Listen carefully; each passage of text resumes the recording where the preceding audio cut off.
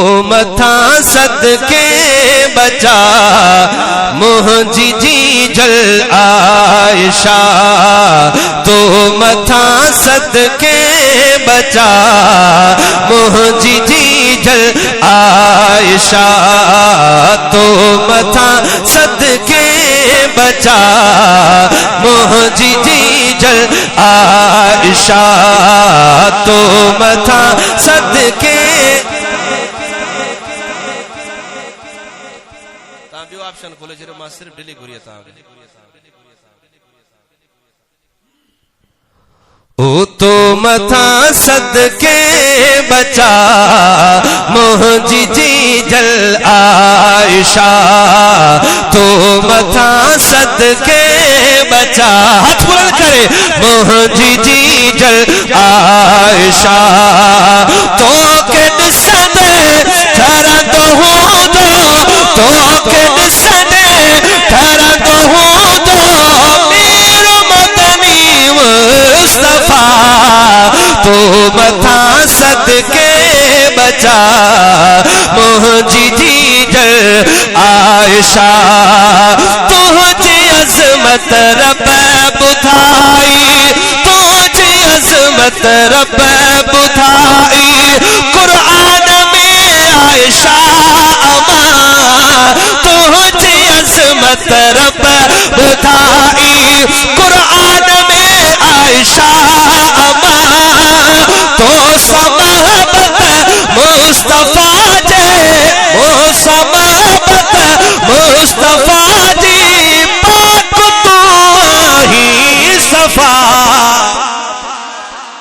ओ तो मथा सदके अमा गजी करे तो मथा सदके बचा तो मथा सदके बचा मुझी जी जल आयशा मिसरो तवज्जो शायर तारू बयान के छा तो लेके ओ तू सचे तू सची बाबो सचो तू जो अमड़ सिद्दीक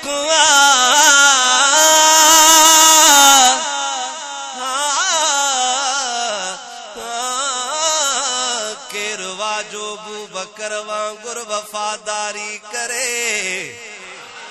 मदनी जे हर इरशाद ते लबैक हर वारी करे तू सची बाबो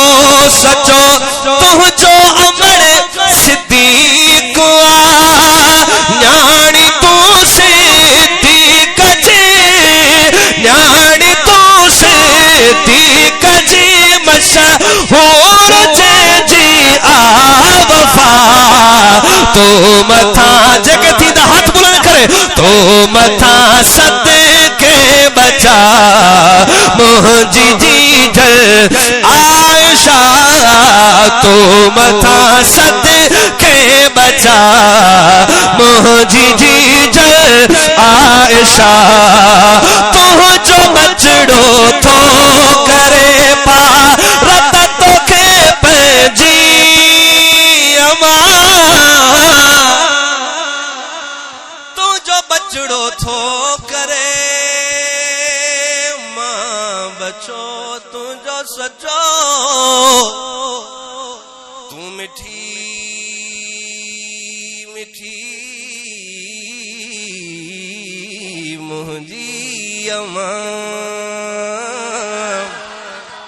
अयमा आयशा मां तुझे दुश्मनन सा किया चाहा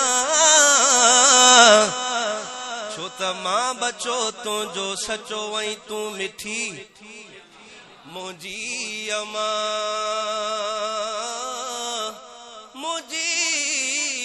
अमा लालचू लोडे न सघंदियूं मां यकीनन थो चवां छो त पीतो गैरती अमड़ जो आहे खीर मां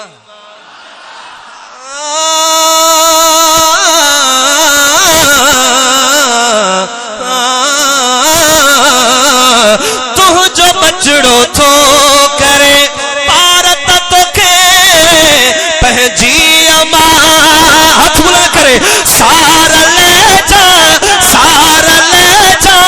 सार ले जा, रोज़े जज़ा चाहते हो दोहा दिलरुबा, तू मथा सदके बचा मुझी जी जल आयशा। तुझे दुश्मन के करे तो पाण खा खातिम परे, तुझे दुश्मन के करे तो ओ पाण खा खातिम परे, हाफिजा तू आलिमा तू राज़ तो सा खुदा।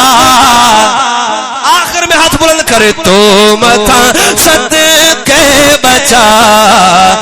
मुझी जी जल आयशा।